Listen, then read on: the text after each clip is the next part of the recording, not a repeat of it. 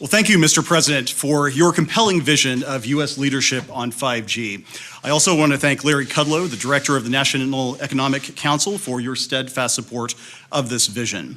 Mr. President, as you observed, America must win the race to 5G, the next generation of wireless connectivity. And this matters for two key reasons. The first is national competitiveness. We want the good-paying jobs that develop and deploy 5G technologies, jobs that support some of the folks in this room, to be created here in America. We want these technologies to give our economy a leg up as we compete against the rest of the world. The second reason U.S. leadership matters is that 5G will improve Americans' lives in so many ways. From precision agriculture to smart transportation networks to telemedicine and more. We want Americans to be the first to benefit from this new digital revolution while protecting our innovators and our citizens. And as you pointed out, Mr. President, we don't want rural Americans to be left behind.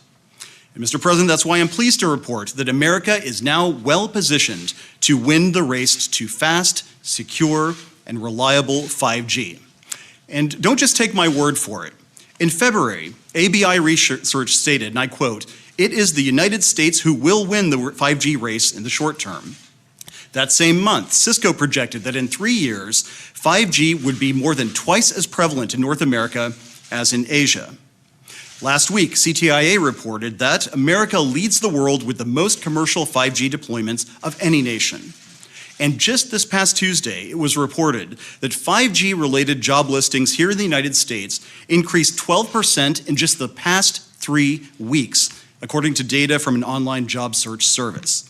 Today, 5G is a success story, an American success story. Well, how are we getting the job done? As the lead agency on 5G, the FCC is pursuing a three-part strategy called the 5G Fast Plan. First, we're freeing up spectrum, the invisible airwaves that carry wireless traffic. We finished our first 5G spectrum auction in January, and we're holding a second right now that has already generated almost $2 billion in bids. Second, we're making it easier to install wireless infrastructure. 5G will rely heavily on a web of small antennas. But when I came into office, regulations designed for tall towers threatened to strangle our 5G future in red tape. We have eliminated these rules because infrastructure the size of a pizza box shouldn't have to jump through the same regulatory hoops as a 200-foot cell tower. And third, we've taken action to encourage the deployment of optical fiber. That is because 5G isn't just about wireless. We'll also need strong fiber networks to carry 5G traffic once it goes from the air to the ground. And we've done a lot to make that happen, including ending heavy-handed regulations imposed by the prior administration. And here too, we are getting results. Last year, fiber was deployed to more new locations in the United States than in any year before. But in the race to 5G, our early success is still early. We still need to do more, and we will. And so today I'm announcing 2 new steps the FCC will take to build on our momentum.